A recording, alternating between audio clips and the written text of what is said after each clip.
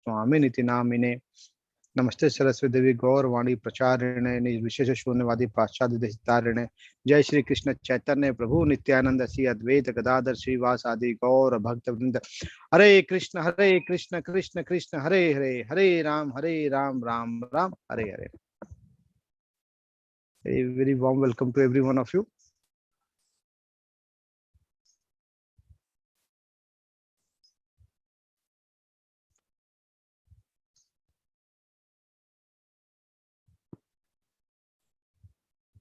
Today we are going to take the 9th chapter, and when we will complete this 9th chapter, that means we will complete the 50% of our portion.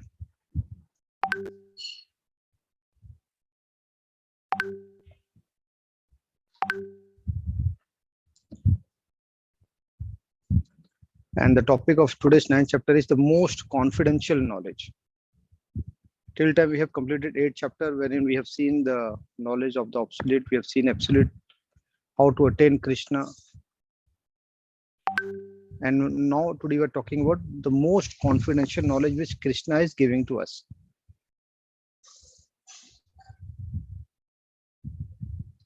So we are going to touch upon these topics today. We will be touching 4 topics: the knowledge which will be given by Krishna, the inconceivable Lord. We will discuss something about who neglects bhakti, and the 4th will be glories of the devotional service.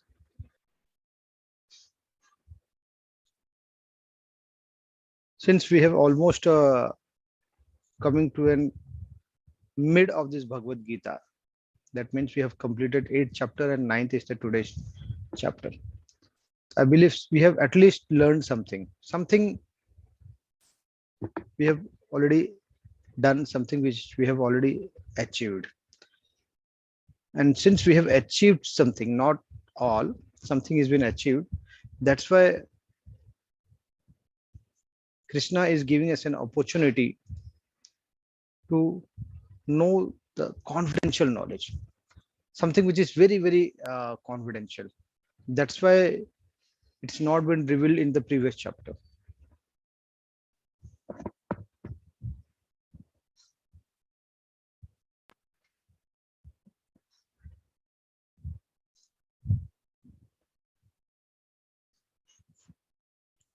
Just a second.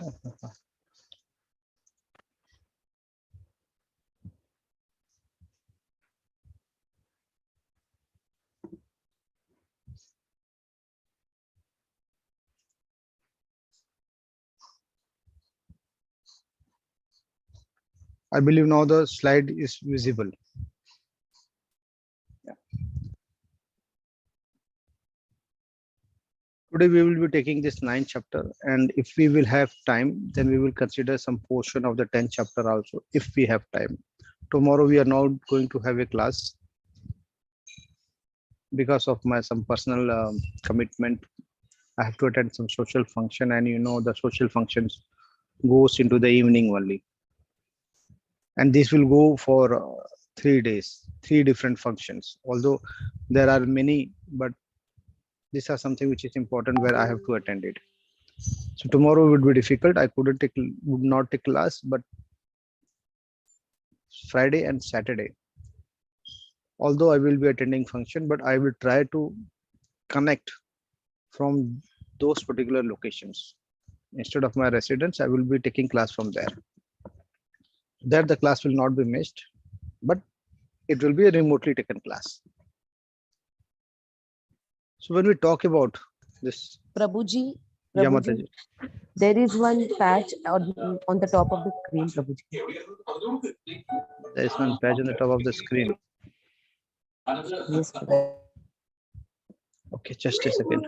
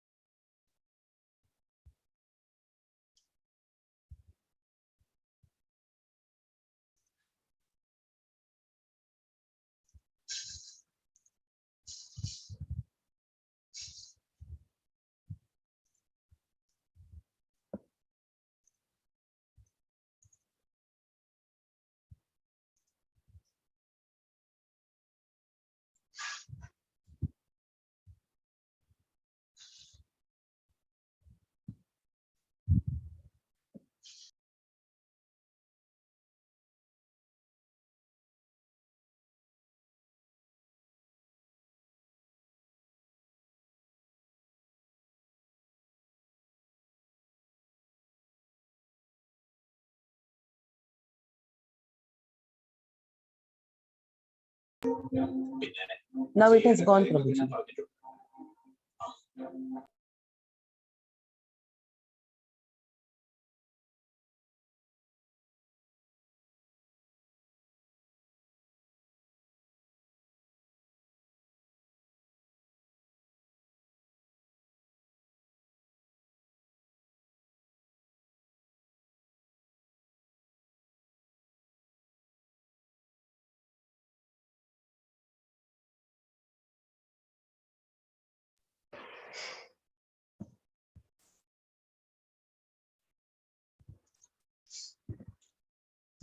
Okay, let's start with the session. I think we have lost some minutes today. Yes, but Prabhuji, still it is there. I have now gone. Now gone.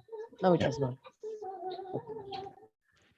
The first look is been said by Krishna, Sri Bhagavanu Vacha. So Krishna is saying, Idam tu te guhutam pravakshyami ansuvive jnanam vigyan sahitam yat gyatva mokshase ashrubhat.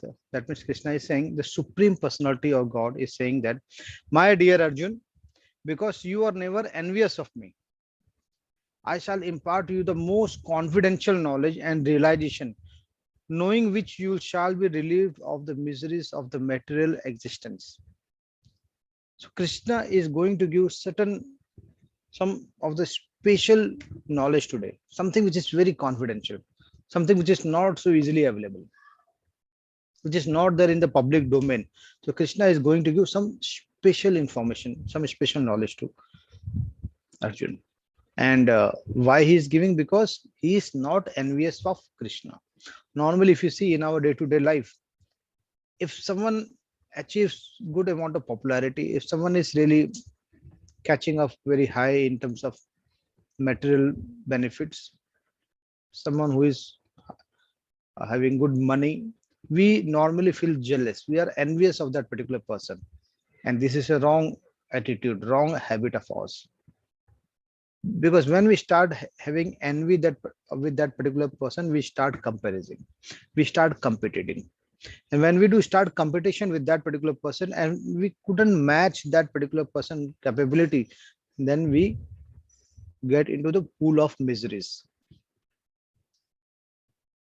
And it's better that we focus on ourselves. This is a learning from this shloka. Let's focus on ourselves. Let's focus on our capabilities instead of matching and competing with anyone else. Better we focus on ourselves so that we don't land up into the misery of material existence. The second slok is very important slok. It says, Raj Vidya Rajaguham Pavitram Idam Uttamam Pratyaksh Pratyaksh Avagamam Dharmam Susukham Kartum Avemaham. That means this knowledge is the king of the education.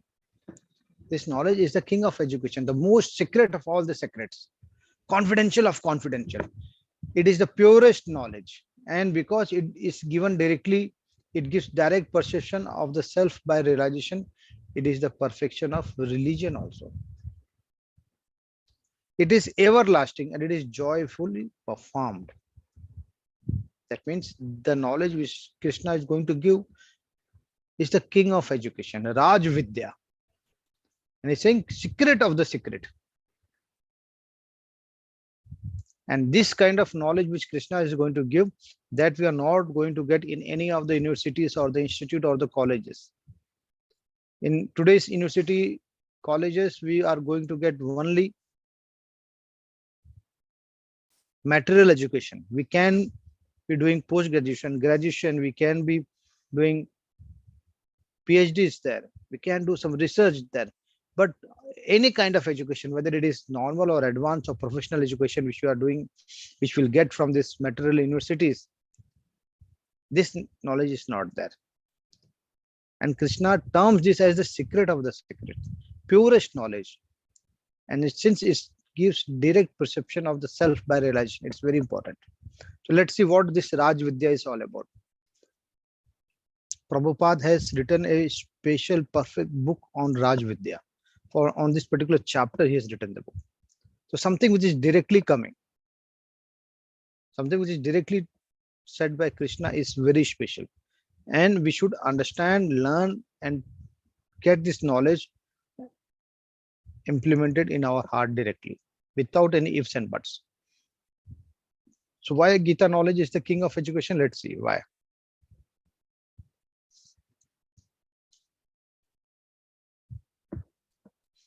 We all know social knowledge. We have social knowledge. We always discuss chit chat. On top of this, it is Ayurvedic knowledge. That means medicinal knowledge. On top of this is astrological knowledge. We talks about astronomy. And on top of this is science knowledge, which we say that it's genuine, it's important. But on top of all this, the apex of the pyramid is basically Gita knowledge. So Gita resides on top of all the knowledge.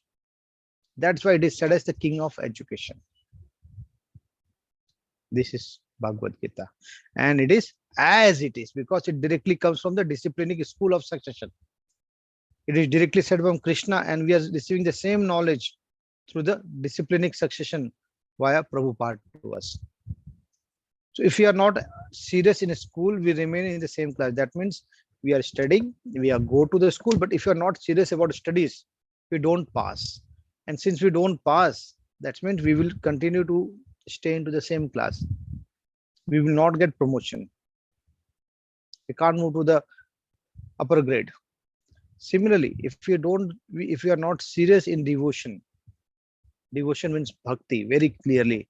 If you are not serious in bhakti, we remain in the same cycle of birth and death. We will continue to get birth, we will continue to get death. Yesterday we talked about this. And we are not sure that the birth which we are going into the next cycle, next life, whether we will be a human being or any kind of creature. We can be elephant, we can be tiger, we can be snake, we can be mouse, we can be bed bugs, we can be any insect, we can be any plant, we can be anything. It's not necessary that we will get the life of a human being. It all depends on the karma which we do and what we think at the last moment, at the deathbed. If you think about, if you are a womanizer, if you think about woman, sex at the end, then definitely we are going to become a dog. We are going to become dog because we have thinking in that sense. So if we have to be serious in devotion, then Bhagavad Gita is the key for us. Or else we will be continuing in the death cycle, birth cycle. So those who are not faithful in this devotional service cannot attain me. Krishna is giving a warning, a disclaimer, very clear disclaimer Krishna is giving. So those who are not faithful in the devotional service, O conqueror of the enemies, conqueror of the enemies is Arjun. Therefore, they return into the path of birth and death in this material world. Now, I just a simple question to you. Are you very clear that what is materialism and what is spiritualism? What is material, what is spiritual? Are we clear on this? Can anyone explain what is material and what is spiritual? Can anyone please raise a hand? Megha Mataji, please unmute. Prabhuji. Yeah, Prabhuji, material world is the world that we are staying in, and we are connected to so many technological things, and we are constantly thinking about upgrading in terms of money. And spiritual world is when we think of God and when we are doing some religious rites or we are doing japas, that is a spiritual world. And constantly we are in touch with God and nothing else besides anything. See, material world is that particular world wherein we try to satisfy our senses. Yeah. Where our focus is to just satisfy our senses. We know what are the five senses, and we are continuously running behind money, honey, property, everything. We want to do competition. Oh, my neighbor is having an Honda City, let me have a Jaguar. So we are running for a Jaguar. Even though you have a 2 BHK house, you're looking for a mansion, you're looking for a bungalow. because you want to show in the social society that what status you have. You want to satisfy your senses, but satisfaction of the senses is never there. When you're building a house, you want to have a Italian marble finishing because you want to show, see how lifestyle I am living. The commode will be a altogether different one. I don't know whether I've told you or not. One of my friend, he has built a very good mansion, and he has kept a housewarming ceremony. He invited me also. I went. He was showing me his entire bungalow. Oh, he was having swimming pool, everything. It was a really nice build. And then on the very first floor, he showed me his commode. That, oh, see, this is the commode which I have imported for my daughter, and the cost of commode is 11 lakh rupees. I was surprised. 11 lakh rupees commode. What difference will it make? I can use that 4,000 rupees commode also, and we'll do the same thing. And the same thing will be done, and the 11 lakh rupees commode also. But this is what materialism is all about. People want to get praised. Oh, say 11 lakh rupees commode. If you are having constipation, it doesn't make difference whether you are sitting on a 4,000 rupees commode or 11 lakh rupees commode. Constipation will be there. But there is materialism. Everywhere you see, there is materialism. And if you talk about spiritualism, people will stare on you. They will say, oh, लगता कुछ काम धाम नहीं रह गया आपको. You don't have anything else. Your life is over. That means if you are connected to the world, if you are competing, if you are trending, then only you are there, or else you are not there. If you don't drink, if you don't smoke, if you don't eat non-veg, people will term you that, oh, you are a really orthodox kind of person. You don't know to live the life. Living life means doing parties, everything. But actually, that is bhogi kind of attitude. Lower form of the material world. So Krishna very clearly says that those who doesn't have a faithful in the devotional service, normally if you see 99% of the people who go to the temple, they just pray in front of the deity that please give me some money, please get my daughter married, please get me a promotion, please give me some money, my legal matters are there, kindly solve the legal matters. So normally people go in front of the deity to get their problem solved. They don't have any kind of relationship. They don't build any relation with the deity.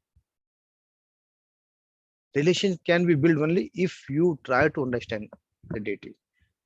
If you step into the spiritualism, then only you can build a relation. Or else, if you are still in materialism thing, then we will complain entire life that I have this problem or that problem. So one problem ends, another problem will start, and that problem ends, another problem will start, because that is what materialism is all about. So the life lesson of this is struggle, control, and give up the sinful tendencies. They are like poisonous snakes, always dangerous even if asleep. So give away the sinful tendency. Think of it. Think of it seriously that we all are mechanical machines. We are always running about money, property, lasers. But how much we have achieved? Are we really happy with what we have? Earlier we were having less of the money, no property, but then also we were very happy.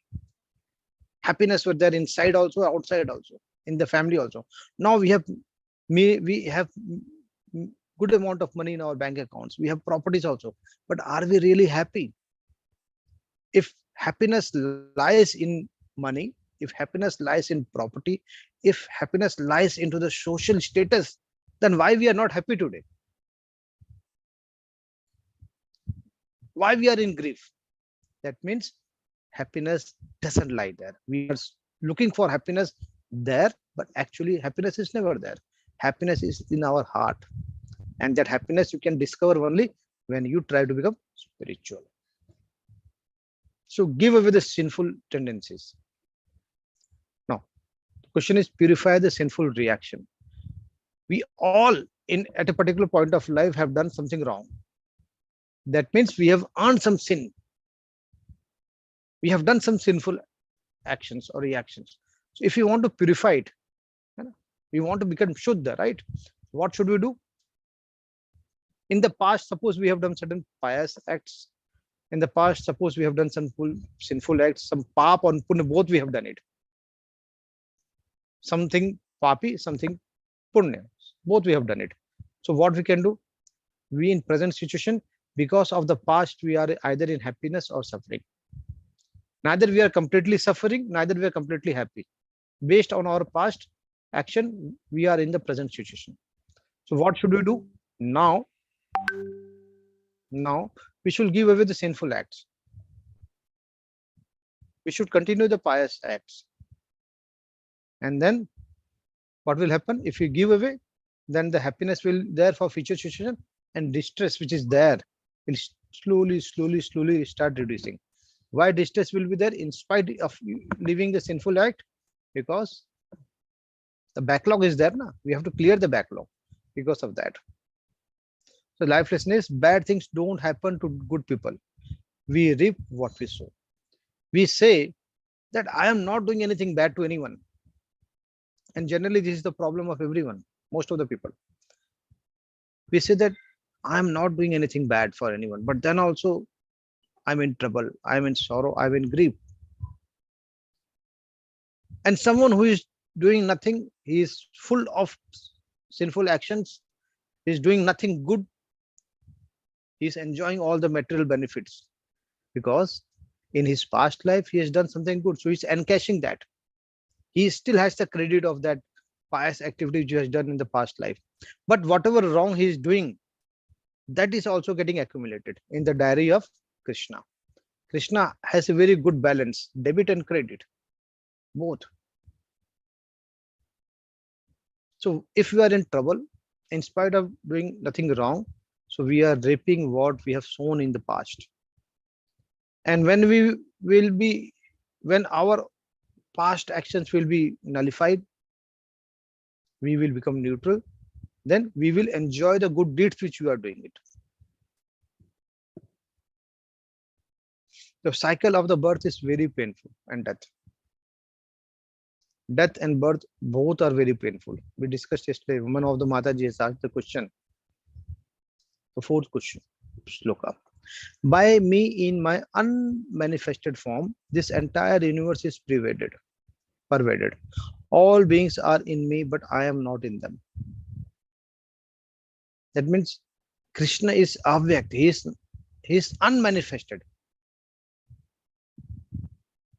Every living being resides into Krishna, but Krishna is not residing in them. That means he exists and he doesn't exist. He is beyond our thinking. If we try to understand Krishna, we can't, because only one person can understand Krishna, and he is himself. Only Krishna can understand Krishna, no one else. Even demigods can't understand Krishna. And yet everything that is created does not rest in me. Behold, and this is what the actual confidential knowledge. This is the actual confidential knowledge which Krishna is giving to us. Everything that is created does not rest in me. Behold my mystic opulences, although I am the maintainer of all the living entities. And although I am everywhere, I am not part of this cosmic manifestation. Myself is the very source of creation. That means Krishna has created everything. Krishna has created all the material things. But then also, he is not involved in any of the things. He has created, but he's not involved. Like if you take a glass and you pour the water in it, that means water is residing into the glass, but glass is not getting mixed into the water. Similarly, Krishna is there everywhere, but he's not getting mixed, neither getting is involved into this. Even though he's the maintainer of all the living entities, he is maintainer not of human beings, but all the living beings. Even the plant, even the small creatures, everything he maintains. He is everywhere. He is part of this entire cosmic manifestation, but he's not involved, although he's source of the creation. Now he's giving an citation, he's giving an example. Understand that as the mighty wind blowing everywhere, rest always in the sky, all created being rest into me. That means the air which is free flowing, right? It is always beneath the sky. It couldn't go above the sky. That means sky is the limit, you say. Below the sky, there is air which is flowing, but it is not getting mixed with the sky. Similarly, similarly, all the created beings, all the creation of Krishna is always residing, resting in Krishna. But Krishna is not bounded by anyone. This is the topmost. This is one of the topmost knowledge which Krishna is saying. That he is saying that I am involved in everything, but I am not involved in anything. You may think it's a contradiction, but it's the fact. Krishna is saying, I am involved in everything, but I am not involved in anything. The whole cosmic order is under me. The whole cosmic order, entire universe, all the galaxies, there are innumerable Brahmands, innumerable Brahma, not a single Brahma, innumerable Brahmas are there. The whole cosmic is order is under me. Under my will, it is automatically manifested again and again. And under my will, it is annihilated at the end. That means something which starts and something which ends. The starting and end is all because of the Krishna's will. When Krishna exhales, lot of manifestation happens. And when Krishna inhales, all annihilation happens. That means Nash, Vinasht Jana. Oh Dhananjay, all this work cannot bind me. I am ever detached, seated as though neutral. I am neutral.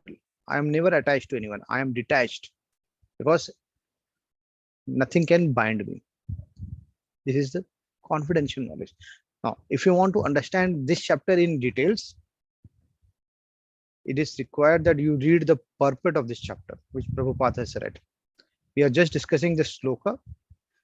We are taking certain examples to understand it. But if you want to understand in deep details, you have to read the purport. Very good chapter.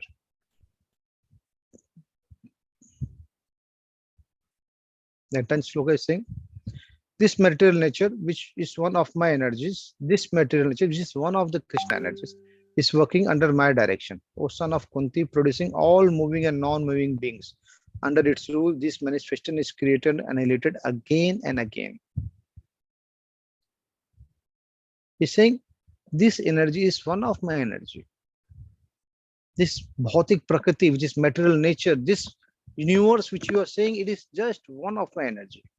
There are many such universes, many such galaxies are there. And this material nature is one of my energy, which is working under my direction. And all the moving and non-moving beings is managed by me. They manifest and annihilates. They originate and they end also. And it all happens by the wish of Krishna. Krishna is saying that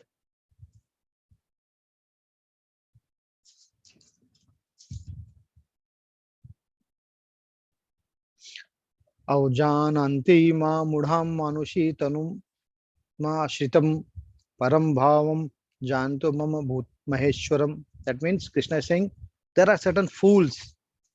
Fools deride me when I descend into the human form. The fools think that, oh, this Krishna, he is into human form.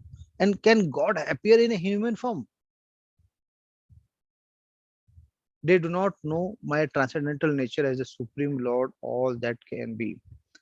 This fools doesn't understand that Krishna is beyond all this creation. Krishna can do anything. Krishna can take a human form.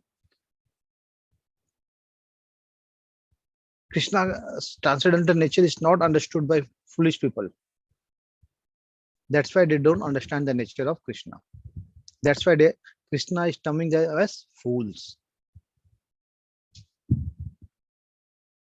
Those who are thus bewildered are attracted by demonic and atheistic views. In that deluded condition, their hopes for liberation, their fruitive activities, and their culture of knowledge all are defeated. All are defeated. What Krishna is saying? Moghasha, mogha karmano, mogha jnana vichetsa. Rachasim asurim chaya prakriti mohini shritaha. That means those who are already bewildered, confused, they are demonic, they are asuri, they are atheistic, their view is atheistic, they don't believe in God because they are demonic. And because of their delusion, their hopes for liberation and their fruitive activities and their culture of knowledge all are defeated. Since they are demonic, they are atheistic view, they cannot be liberated. They will always lie in the cycle of birth and death. They will never get the blessings of Krishna.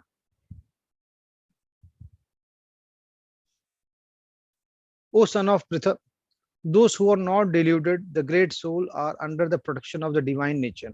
They are fully engaged in devotional service because they know me in as the supreme personality of Godhead, original and inexhaustible. So someone who is free from delusion, someone who are great souls, someone who is under the protection of divine nature of Krishna, they are fully engaged in devotional service. That means every time they think of only giving service to Krishna. Now, if you see the image towards the left side, a great soul, Madhavendra Puri, a small story of Madhavendra Puri. Once a time, he was going to Vrindavan, and normally the great souls, the sannyasis, their entire time goes in remembering Krishna, doing certain service for Krishna, doing japa, and for their living, they just ask for some food. And if they get food from any of the persons, it's well and good. If not, they will be hungry. They will, on that particular day, don't eat any food if they don't get it. So that was the situation of Madhavendra Puri. He was going for Vrindavan, and entire day passed, and he couldn't get any food. He didn't get any kind of donation of the food, and he was hungry. But he said that okay, if I am hungry, it's all because of the wish of Krishna. So he sat down on the banks of the river under the tree, and he started chanting Hare Krishna, Krishna Krishna, Hare Hare, Hare Ram, Ram Ram, Hare Hare. And Krishna was seeing all this, that my bhakt, great soul, my devotee, he is hungry. He didn't get anything to eat. And in spite of hunger, then also he is chanting for me. How can I eat when my devotees are in hunger? So, in the form of a kid, small kid, he went with a bowl of milk and said to Madhavendra Puri that someone has given this milk for you. And when Madhavendra Puri opened his eyes, he continuously started staring to Krishna, because Krishna, that kid, that child was so beautiful that he forgotten everything. He was just continuously focusing on that child. He said, "Oh, take this milk. It's for you." Then he started drinking the milk, and that Krishna, in the form of a small child, left. And it was a surprise for Mahendra Puri. The bowl which was holding this milk, he was drinking it, but the bowl was still full with the milk. The milk was not at all reducing. It didn't get emptied. His stomach was full of the country. He was full. And then he realized that this particular bowl couldn't hold this much of milk. It is all that child which has come, the kid which has come, he was none other than Krishna, because he couldn't see me in hunger. That's why he has come. So that's the magic of devotion. If you gave your entire life, if you feel that anything happens, Krishna will take care of it. If you have such a good faith without any ifs and buts, if you completely devote yourself with 100% determination, with faith to Krishna, then Krishna will take care of you in all the situations. But the condition is that you should not have faith in yourself, you should have faith in Krishna. So always chanting my glories, endeavoring with great determination, bowing down before me, this great soul perpetually worship me with devotion. They gave their entire life. They don't think that what will happen if I don't have money. They are not considerate about that, because Krishna will take care of them. And what we do, we materialistic people always start saving, because if we have savings, then this saving will take care of us in the future. That we do. But such people who are a great soul, they will never think of the savings. They think that my only saving is Krishna. Krishna says, Vedam Pavitram Omkara Sama Yajurvevcha. I am the father of this universe. I am the father of this universe, the mother, the support, and the grandsire. I am the object of the knowledge, the purifier, and the syllable Om. I am the Rig, I am the Sam, and the Yajurved. At the time when this Bhagavad Gita was spoken by Krishna, that time the Atharva Ved was not there. That's why only three Veds are been mentioned: Rig Ved, Sam Ved, and Ajur Ved. The Atharva Ved was not there that time. So Krishna is saying, I am the father, mother, the support, and the grandsire of this entire universe. Because of me, this universe is there. I am the object of the knowledge. I am that Omkar. I am the syllable Om. Now, Krishna is not boasting himself. Krishna is telling us the actual knowledge. I am the goal. I am the sustainer, the master, the witness, the abode, the refuge, the most dear friend. I am the creation and the annihilation, the basis of everything, the resting place and the eternal seed. That means if you want to have any goal, Krishna is the goal. Someone who is sustaining us is Krishna. If we have master, it should be Krishna. The witness, the abode, the refuge, the most dear friend is Krishna. If someone says that I don't have a dear friend, he is wrong. If you trust, Krishna is the friend. He says that I am the Srishti and the Pralaya. That means I am the creation and the annihilation. I am the basis of everything. I am the resting place. I am the support. I am the ashray. And I am the eternal seed of everything. This is what confidential knowledge is. There is nothing else than Krishna. Oh Arjun, I give heat, I withhold and send forth the rain. I am immortality. And I am also death personified. Both spirit and matter are in me. Krishna is saying that there is nothing which is not in me.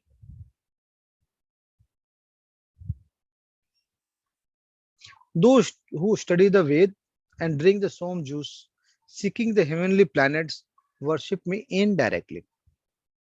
Purified of the sinful reaction, they take birth of the pious heavenly planet of Indra, where they enjoy godly delights. That means someone who study Ved, someone who drink the Som Ras, they get what? Heaven. They want heaven. That's why they are getting it. So they get purified from their sinful activities and they entered into the Swargik Dham. That means the heaven. They get the birth there. They enjoy the godly delights like demigods, but they reinvent the entire wheel of death and birth. This giant wheel, that means death and birth is there, even though they are in heaven. So sometimes they will land and sometimes they will go away. When they have thus enjoyed vast heavenly sense pleasure and the result of their pious activities are exhausted, we have discussed now, they have a credit in their account. And when the credit of pious activities are exhausted, then they return to this mortal planet again. Mortal planet is what? Earth. Thus, those who seek sense enjoyment by adhering to the principles of the three Vedas achieve only repeated birth and death. Someone who wants to achieve material benefits and want to do pious activity, that means if you do punya, because of punya, because of the pious activities, you can only go till heaven, not beyond that. If you want to go to Vaikunt, if you want to go to Golok, then you have to be involved in devotional service, not just by doing pious activities. When I say pious activities, that means if you do certain activities like feeding the poor, doing the treatment of some poor people, offering them some money, you're building old age home, or if you're building orphanages, this is all pious activities. And with this pious activity, you can go till heaven. But once this account of pious activities credit is over, you have to again land to the earth. But those who always worship me with exclusive devotion, meditating on my transcendental form, to them I carry what they lack and I preserve what they have. Now, this is very important, very important.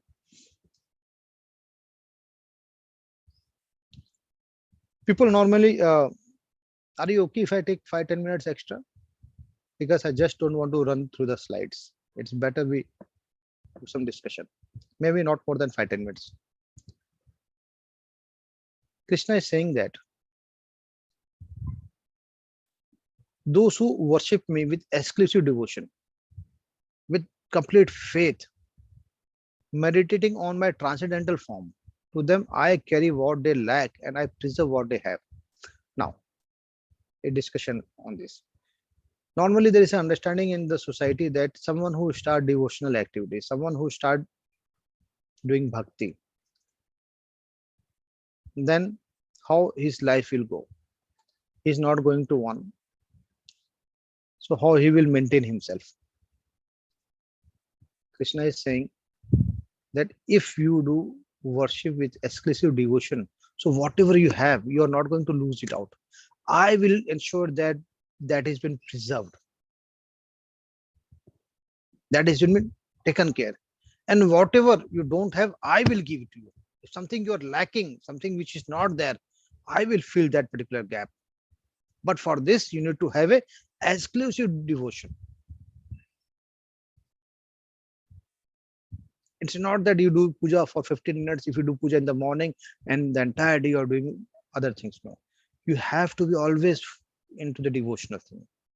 Then Krishna will take care of you. Something which you don't have, Krishna will give. And whatever you have, Krishna will ensure that it is safe. He protects, he nurtures, he provides, and he also takes away whatever causes blockage. How? With complete faith and devotion. He protects, he nurtures, he provides, and he also takes away whatever causes blockage. And it is not that I am just saying or Krishna is saying, you have to believe in this. And when this belief system is so strong, then only Krishna will work for you. Those who are devotees of other gods and who worship them with faith actually worship only me. O son of Kunti, they do so in a wrong way. That means anyone who is worshipping demigods, they are doing a wrong way. Their practice is wrong. But then also, since you are practicing or someone is practicing worshipping of the demigods, Krishna ensures that your faith is strong in them. At least you are doing some demigod worship. Because when you worship demigods, indirectly you are worshipping Krishna. That means if you're working for a manager or a department head in the company, actually you are working for the chairman of the company, right? Similarly, those who worship the demigods will take birth among the demigods. Those who worship the ancestors go to the ancestors. Those who worship ghosts and spirits will take birth again among such beings. And those who worship me will live with me. So it depends what you do. If you worship demigods, you will go to the heaven. That's it. You will again have to come back. But those who worship their ancestors, you will go to the planet of ancestors. Those who worship ghosts, there are many who worship ghosts and spirits, will have the same birth like ghosts and spirits only. But those who worship Krishna, they go to the abode of Krishna. They stay with Krishna. Now, very important. Patram pushpam phalam toyam yome bhaktya prayakshiti. That means Krishna is saying that I don't want this chappan bhog. What I need, if one offers me with love and devotion a leaf or a flower, a fruit or water, I will accept it. Krishna is saying, Tadaham bhakti upritam akshami prayatnata atmanam. That means someone who offers me just a plain glass of water, a small leaf, a small flower, a fruit, I accept it. I don't need chappan bhog. I need your feelings. I need your love and devotion. If you want, you can create chappan bhog also for me. But I am more concentrated. I need your love and affection and devotion. If you are offering me chappan bhog without love and devotion, I will not accept it. See how good the image of Krishna is. And you know, if you are offering something to Krishna, and in that offer, if you are offering some food to Krishna, in that there has to be tulsi leaf. If you are not adding a tulsi leaf into the offering, then Krishna is not going to accept it. So whenever you are offering food to Krishna, add a tulsi leaf, and that tulsi leaf has to be clean. It should not be a broken one. Offer the tulsi leaf into the food, keep in front of the Krishna, let it be there for 15-20 minutes, and after that, bring that food, mix the entire, and this food becomes actually prasad. Mix this entire prasad into your entire food, and then entire food becomes your prasad. So when you are offering the food and you're keeping the food in front of Krishna for 15-20 minutes, ensure that you have kept the food and you go away. Let the Krishna enjoy the food. By your materialistic eye, you cannot see that whether Krishna is eating or not, but with a divine eyes you can realize. But Krishna will only enjoy the food when it is given with tulsi leaf, with love and devotion. So 4 things offered to the Krishna are what? Patram pushpam phalam toyam. Devotees who offered with love, like you can see, what? One of the dearest friend of Krishna, Sudama ji. See, Sabri Mata ji, right? Ram and Lakshman. And see, Gajraj, we have seen this image 2 days before. At the time of the death, when he was fighting with this crocodile, he offered a flower to Narayan because he is praying. He is actually in a trouble. But then also Krishna accepted it. So devotees who offered now. Devotees, huh? What is prasad? Prasad is something which you cook. Sattvic food. And when we say sattvic food, that should mean it should be devoid of onion and garlic. There should be no garlic, no onion. Any food which is having garlic and onion should not be offered to Krishna. A.C. Bhaktivedanta Swami Prabhupada says what? Who is the founder of Chairman ISKCON says, Krishna does not accept anything from the hands of a non-devotee, irrespective of how big feast you are offering to the Krishna. No. If you are a non-devotee, Krishna will never accept it. Why should he accept? He is not hungry. He does not require any food. He accepts only the devotion. That's all. That's the main point. So one has to become a devotee for this.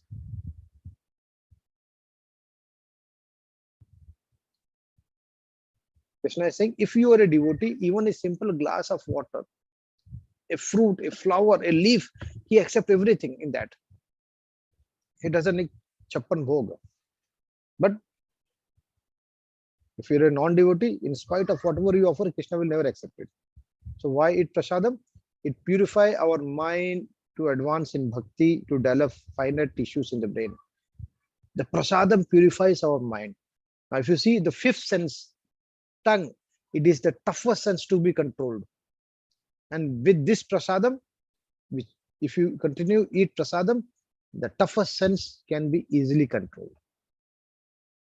See, Prabhupada is cooking for Krishna. You can offer fruits, you can offer dry fruits, you can offer milk.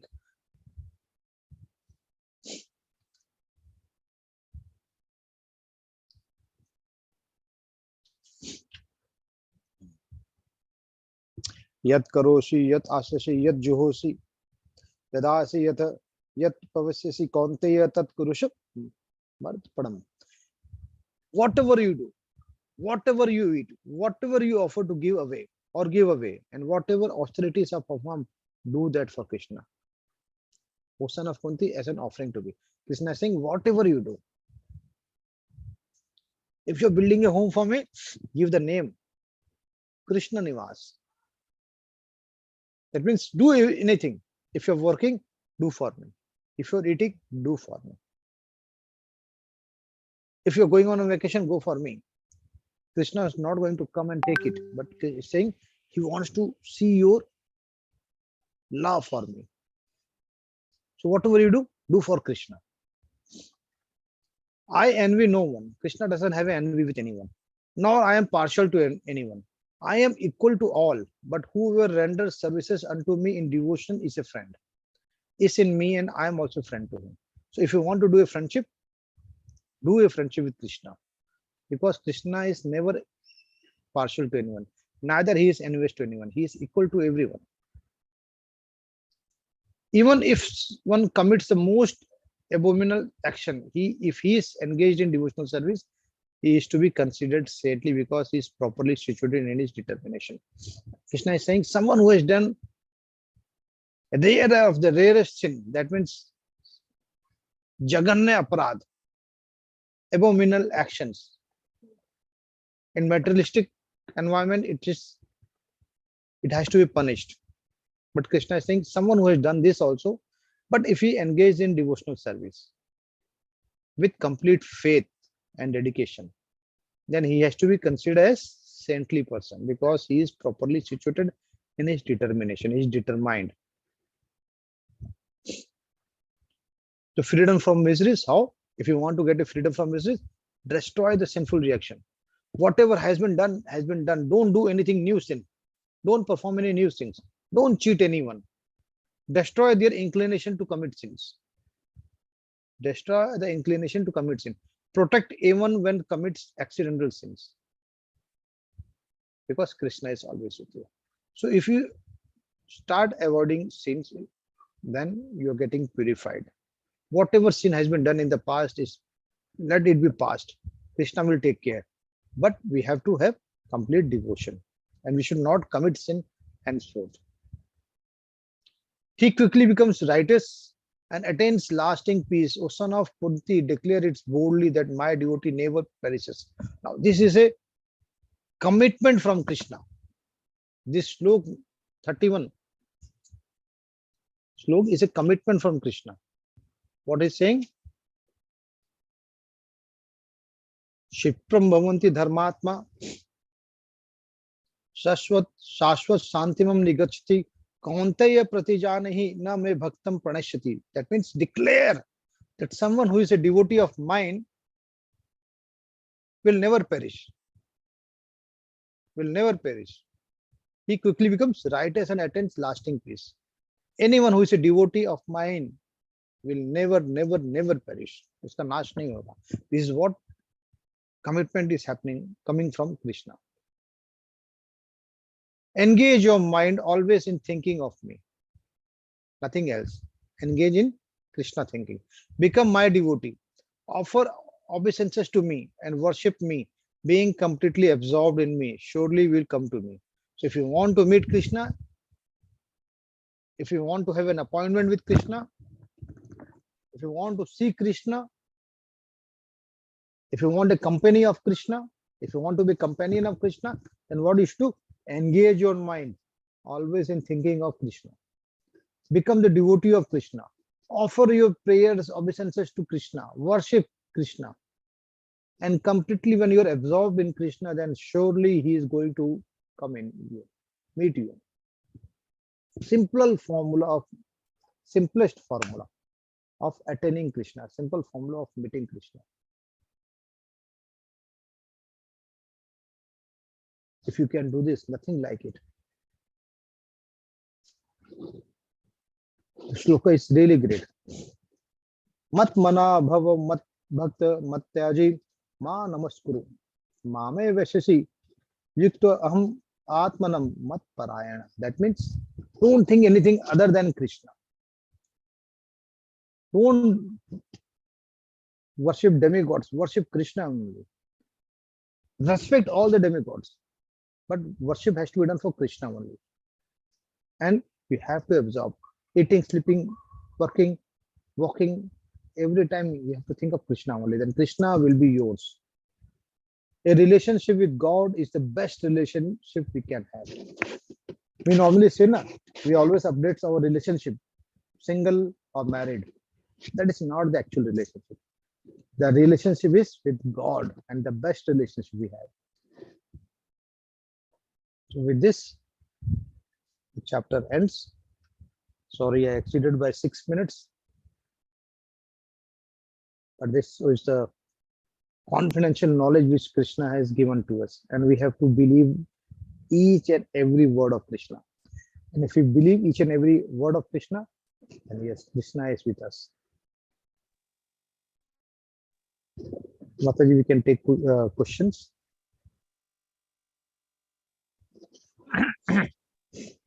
Hare Krishna, Mataji. Pranam. Hare Krishna, Babu. Hare Krishna. Pranam, Swamiji. मुझे 3.17 slide देखना है 3.17 मतलब आज का ही 17th वाला just 9.17 sorry 9.17 I'm sorry 9.17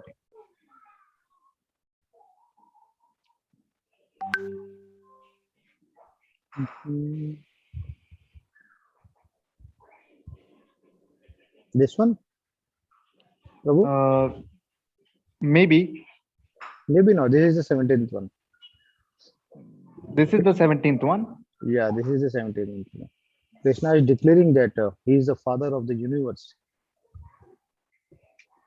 Are you looking for this one or are you looking for something else? After the 9.17, after that 9.18 is there. This? Yeah, just before this, which slide is there? That is on that slide only, na? This, Prabhu. Then this is the only the one. This is See, only the one. Yes. What are you looking for, Prabhu? Please tell me because I just missed it because I had to go to the. Okay. See here, Krishna is saying that Krishna is declaring. Yes. Who is Krishna? Krishna is declaring that I am the father of the entire universe. I am the Yes. mother of the entire universe. I am the one who supports the entire universe. And I am the one who is grandchild. That means I am the Pitama of this universe. I am the one who is the object of knowledge. If you want to know anyone, I am that particular anyone. He is the one who is purifier. And he is the one who is Omkar. That means Omkar means is Krishna. Normally, understanding that Om means Shivji, no, Om means Krishna. And he is the three Ved. Rig Ved, Samved, and Ajur Ved. That time, Athar Ved was not there. That's why not there. Yeah, Athar was written afterward. That's why he mentioned about three Veds only. Okay, and one last question to you, Sarji. I have started a new practice after following Ekadashi. Dwadashi, I break the fast. I have good meal, all veg, not non-veg. After that, the Trayodasi, I am doing Pradosh Vrat for Shivji. So is it okay?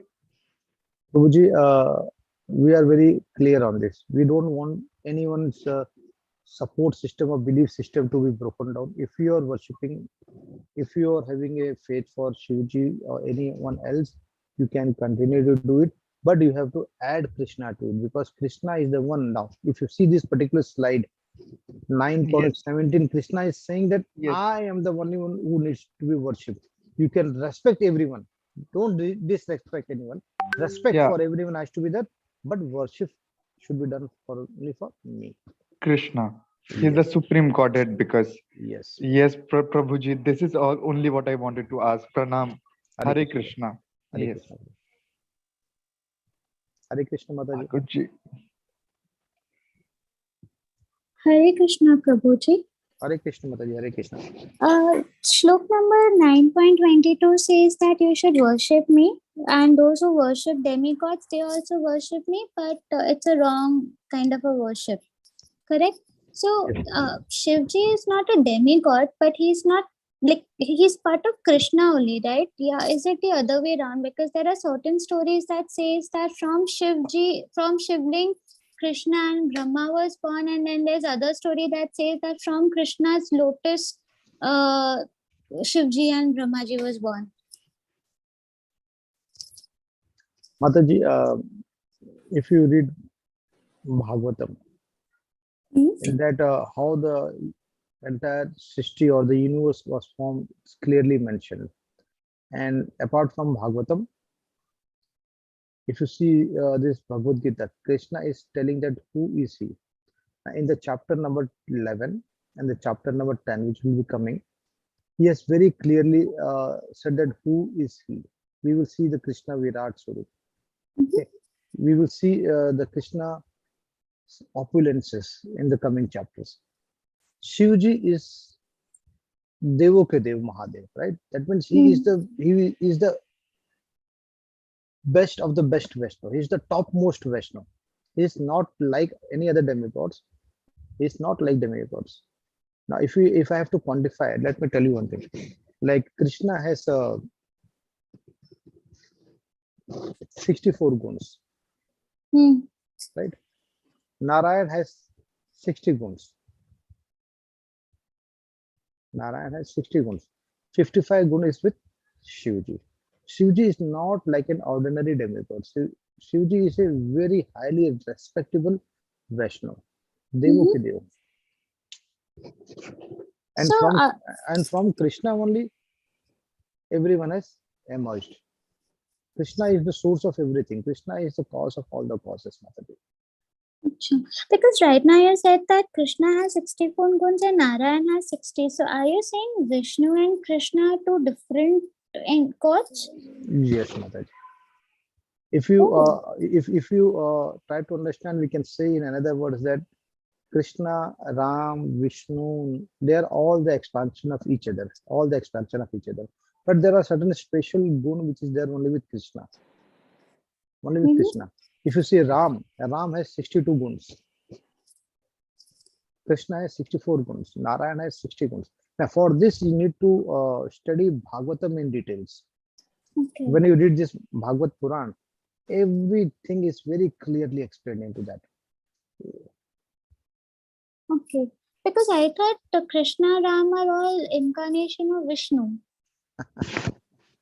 This is what is a general understanding, Mataji. Okay. If you see in the entire mass, there is a general understanding that from Vishnu everyone has emanated, but no, that's not right. If you go through this cosmic discussion or the discourse, or if you read Bhagavatam, it is very, very, very clearly mentioned. Achha. Okay. Yeah. Thank you. Hare Yeah. Krishna. Hare Krishna.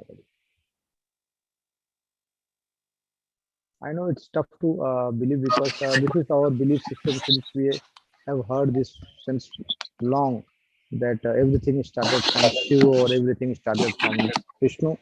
But when we read these scriptures, things will be very clear. Hare Krishna, Mataji. Hare Krishna. Just one question. Like we mentioned, the animals, the difference between animals and human beings are human beings can worship Lord. Mhm. They are aware of who Lord is and who's not, and they can decide upon so that we do not get this rebirth again. Mhm. But how in the case of animals? I mean, are the animals also have sense that they can worship Lord? Because just now we saw a story of Gajraj who actually started praying to Lord. So then what's the difference between the animals and the human beings? If by being animal as well we can worship Lord? See, by nature there is a difference between animal and human beings, but if God gives blessings on anyone, Mhm. if God gives blessing on anyone, then he becomes special and he can worship. Like if you see, Okay. Ram has his blessings on the monkeys, and monkey Mhm. becomes their soldiers, and with the Correct. help of the monkey army, he defeated Raman. Mhm. Right. So similarly, if anyone, especially if God has blessings, Mhm. then anything can happen. Motherji. Okay, okay. Just one more question. The slide that we discussed today, where Krishna mentioned, I reside on each and everything in the universe. Mhm. So, why there's a contradiction between worshipping demigods versus worship Krishna? So, we clearly understand, okay, sun is one, rays from the sun are like demigods. So if someone is worshipping demigod, doesn't that means indirectly he's worshipping Krishna only? So why there's so much of differentiation between them? See, if someone is worshipping demigods, Mm-hmm, indirectly he is worshipping Krishna. Only. There is no doubt in this. Indirect mm-hmm, way. That's why Krishna is saying that if someone is worshipping demigods, mm-hmm, he is of low intelligence. mm-hmm, But then also he is mm-hmm, worshipping me. That's why I am doing the firm belief system in them that mm-hmm. they continue to worship demigods. At least in a Mm-hmm. way or another way, he's worshipping me only. So Correct. if something has been asked from by the demigod that give me some money, give me something else, give me some Yeah. material benefits, then Krishna sanctions that benefits so that Mm-hmm, your belief system is strong in demigods. But at the same mm-hmm, time, Krishna says that since you're worshipping demigods, you have mm-hmm. low intelligence, Okay. but you are free to do whatever you want to do. So doesn't that means a little contradictory? Because one time Krishna is saying you're worshipping me only indirectly through demigods, but if we worship demigods, we need to follow that vicious cycle of birth and death. Until unless I'm worshiping with full devotion to demigod only. Mataji, see here, Krishna is very generous. He doesn't want to force anything by pressure to anyone. Mm-hmm, Krishna is telling us what is right and what is wrong. Now, as a human being, we mm-hmm. have intelligence, Yeah. so we can decide what should be done or not. Krishna is Mm-hmm, not at all forcing. Krishna is telling us the way, worshipping me or worshipping mm-hmm, demigods. If you mm-hmm. worship demigods, indirectly you're worshiping me only. But Yeah. why to have a via route? Why can't you Yeah. directly come to it? Okay. Some if there is an access directly given to you Mm-hmm, to mm-hmm, approach me, but then also if you are not approaching me, that means you are mm. really someone who is of low intelligence. Correct. And since you are with ages you are worshipping some demigods, so you have a belief system into that. So because of your belief system you are saying नहीं नहीं मैं अगर कृष्णा की पूजा करूंगा तो Mm-hmm. Okay. Ganesh ji So it's नाराज हो just that जाएंगे. a choice with me, as in I Yes, can go via or I can go direct approach. yes. I mean, So either I mean it is as simple worship as this. Is directly. that if you're worshipping Ganesh ji and you Mhm. stop worshipping Ganesh ji and started worshipping Krishna, then something will always there will in the back of our mind. कहीं गणेश जी नाराज हो गए तो if Ganesh will get Yeah, this is a common angry always. belief, correct. So because of fear, what we do? Yeah, Because of fear, what we do? We worship Ganesh also, we worship demigods also, we worship Krishna correct. also This because is we a don't. very common problem that we face. Yes, yes. Hare Krishna Mataji, Hare Hare Krishna, Krishna. Hare Krishna.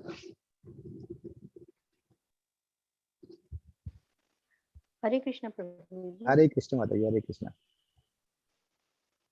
Prabhuji, you said, today you have said, and once earlier also you have mentioned that while offering food to Krishna, we always need to offer tulsi leaves along with whatever we offer. Without tulsi leaves, it is incomplete. So there must be a reason behind, Prabhuji. I would like to know that. I mean, if you would kindly elaborate on that. Mataji, you know, Tulsi is also known as Vrinda, right? Yes, Tulsi is Prabhuji. also known as Vrinda, and there is a Vrinda. If you see, Vrinda husband in a particular pastime was a very demonic person, and Narayan or Right. Vishnu has killed that husband of Vrinda. And because of that, Vrinda was very angry. And since she was very angry, Krishna has given them a boon that I will marry you in the next lifetime. So Krishna has married Vrinda, and since he has married Vrinda, so there is a very clear and closed association of Vrinda Tulsi with Krishna. That's why if you're offering something, if it is not without Tulsi, and Tulsi is very dear, very, very dear to Krishna, something which is very dear to Krishna has to be offered. Like suppose if your job is not getting done, and if you get a recommendation letter for someone who is very powerful, heavyweight, so because of the recommendation letter of this heavyweight personality, the work of yours will be easily done. So when you're offering this Tulsi leaf, it's a recommendation from Tulsi. And then because after saying Tulsi, Krishna easily accepts this. So whenever you go to Vrindavan, when I'm relating this concept of Yes. recommendation, Yes, people of thanks. Vrindavan never say Krishna, Krishna. People of Vrindavan always say Radhe, Radhe. Radhe, Radhe, Yes, Krishna se mila de. That means they say that if I will worship Radha, Krishna is bound to come. Krishna is bound to come because he cannot be staying alone. He will always come with Radha. So let me worship Radha and Krishna is there. So if you have gone to Vrindavan, you have seen Nidhivan also. You can see current life. If you want to see real benefits of, you can see actual experiment with Krishna. If you want to see kind of chamatkar there, you can see in Nidhivan. Now, I don't want to elaborate more on to that, because if someone is wishing to come to Vrindavan, he can see that real life things. Normally, what happens that in our home, Tulsi plant is there. In spite of we taking good amount of care, but then also Tulsi leaf dries up. But there, no one is taking care of the Tulsi, and you can see huge tree kind of Tulsi, and it is there since ages, not for 1 or 2 years, since ages, and not a single leaf is dry. All entire plant, entire tree, the leaf is pretty green in color. Life. So if you want to see the miracle there, chamatkar, you can see that. So that's why Krishna is always welcome with Tulsi. Okay, sir. And that the tree that you mentioned, it's in Vrindavan, sir. Yeah, in Vrindavan there is a place known as Nidhivan. Okay, perfect. Okay. Thank you so much, Prabhuji. Hare Krishna, Hare Krishna, Mataji. Hare Krishna, Mataji. Hare Krishna, Prabhuji. Hare Krishna. Related to the demigods, there are 2-3 questions related to it. I just wanted to know, were the demigods there at the time of Krishna? Mataji, can you please repeat? Some background noises coming from your side. Yeah. Were these demigods there at the time of Krishna? When Krishna was there, were these demigods there? Yes, Mataji. Demigods were there during the time of Krishna also. If you see at Govardhan Leela, because of Indra only this Govardhan Leela has happened. So demigods were very much there during the Krishna's time. Because when we are saying, when you said that Mataji, I'm unable to hear you. We say that when we pray to demigods, it is ultimately reaching Krishna. Like that time, at the time of Mahabharata, when Vyasa had narrated this. Mataji, I am hearing you is a difficult task, Mataji. I believe there is a problem with your mic. Can you hear me now? Now I can hear you. Can you hear me now? Yes, Mataji. I just wanted to know that at the time of Bhagavad Gita, when Bhagavad Gita was narrated by Lord Vyasa, Ganesha had written it down, right? We say that ultimately it reaches to Krishna. That means at that time also they were making use of the demigods, right? Yeah. See, demigods are what? Demigods are representative of God. Demigods are the department heads of the God. So if I have to relate with any kind of materialistic example, like chairman is the owner of the company, right? But his department has to run the entire organization company. Similarly, if Krishna has to run this entire universe, then he needs to have demigods, and he appoints the demigods for each and every activity. Like he appoints Indra for taking care of various activities. He appoints Vayu Dev for other activities. He appoints Varun Dev for different activities. Like if you see, there is a uh, cabinet committee formed by the Prime Minister of the India, and that cabinet committee take care of various responsibilities. Similarly, various responsibilities are distributed among the demigods. Okay. So demigods were there during the time of Krishna also. Okay. Because when we say that Buddha was Mataji, again, it's difficult to hear you. I would request to check your mic system. okay, okay. Can you hear it now? Yes. So at the time when Lord Ganesha had written this and the script form to us, so I just have just a layman question, that then why ISKCON is never believing in Lord Ganesha, or where there is never an idol, even a small idol of Lord Ganesha in the temples of ISKCON, when, because you know that the knowledge that we get through the persons, great person, like from Narada, it came to Vyasa. Vyasa gave Ganesh Muni. But Lord Ganesha had written this. So why he's never been worshipped, or why no importance is at all given by ISKCON to Lord Ganesha? Mataji, when we say that demigods are there, that means we are not insulting or not, we are not giving respect to them. We are giving respect to all the demigods. That's why we say respect has to be given to all demigods, but worship has to be done of only Krishna only.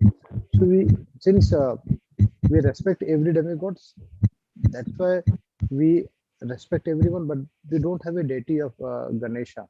We have deity of only supreme personality of Godhead, like Ram and Krishna. We have demigods like this, or avatars of Krishna. Various avatars, incarnations of Krishna. We have it.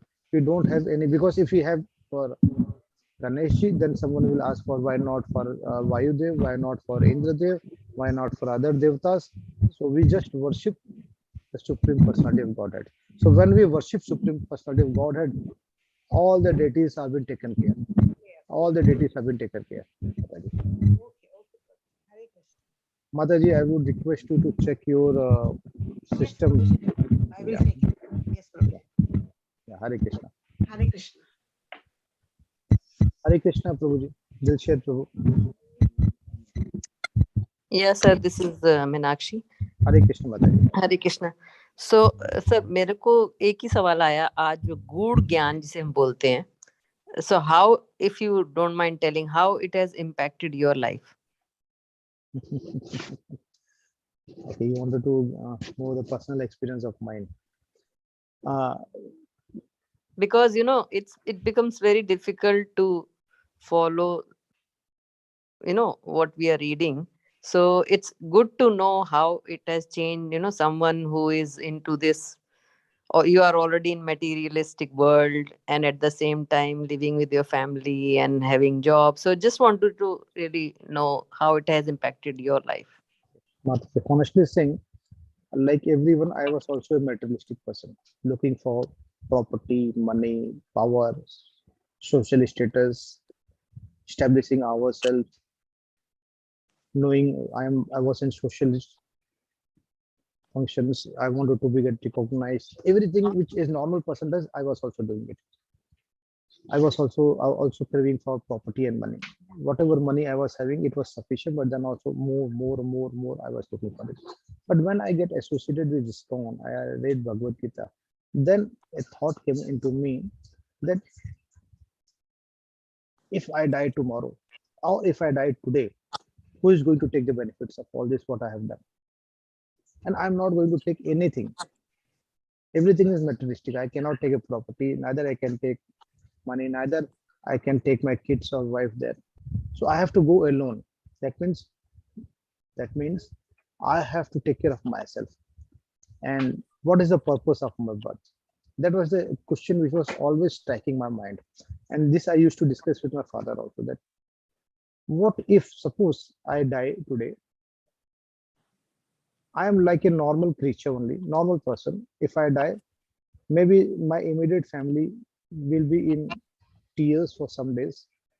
They will remember me for some days, but after that they will be involved in their work. And during the anniversary time, when the year 1 year will be there, 2 years will be there, during that time they will remember me, or else they will never remember me. So what's the difference? What I'm doing different? Nothing. I am like another human beings, looking for materialistic opportunities, gaining money, materialistic opportunities, doing nothing. Why should Krishna or why should Ramji give me a special opportunity? Why should they give me the blessings? Because I have done nothing different. Whatever I am doing for myself. I'm not doing for anyone else.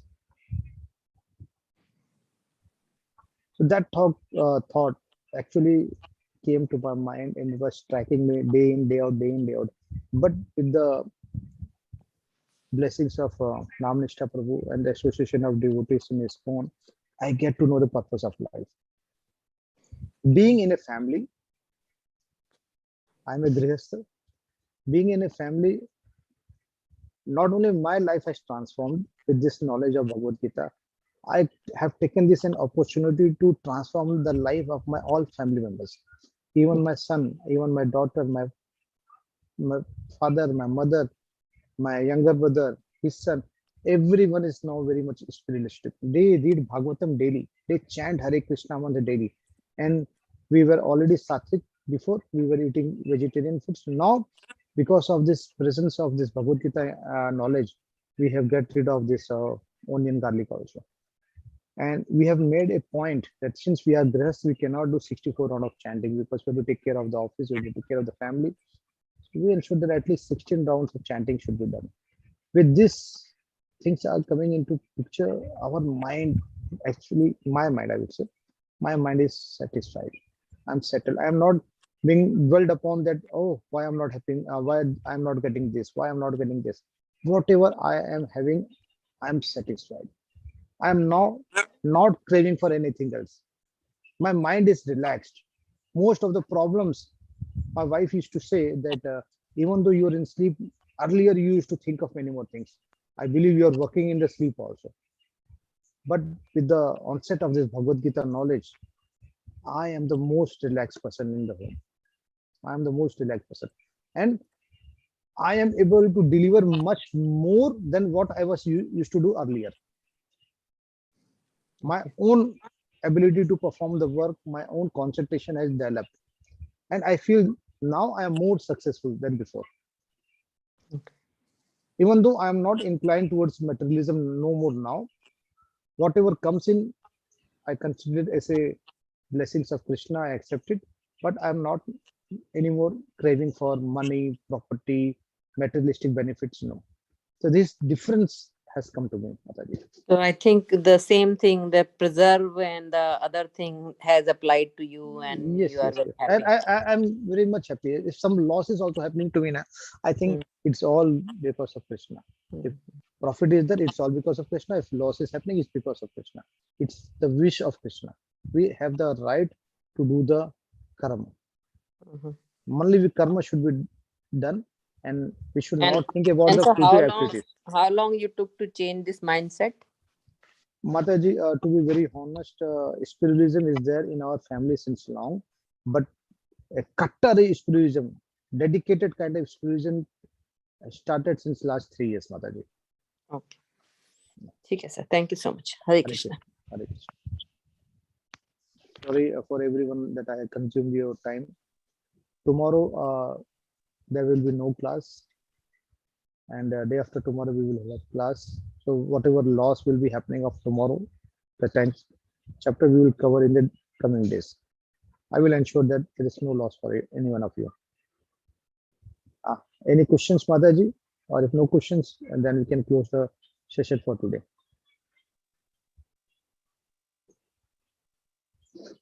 If no questions, then shall I wind up the session? वांछा कल्पतरुभ्यश्च कृपा सिंधुभ्यश्च पतितानां पावनेभ्यो वैष्णव नमो नमः. So let's meet on Friday at the same time 9 o'clock. Till then, Hare Krishna, Radhe Krishna.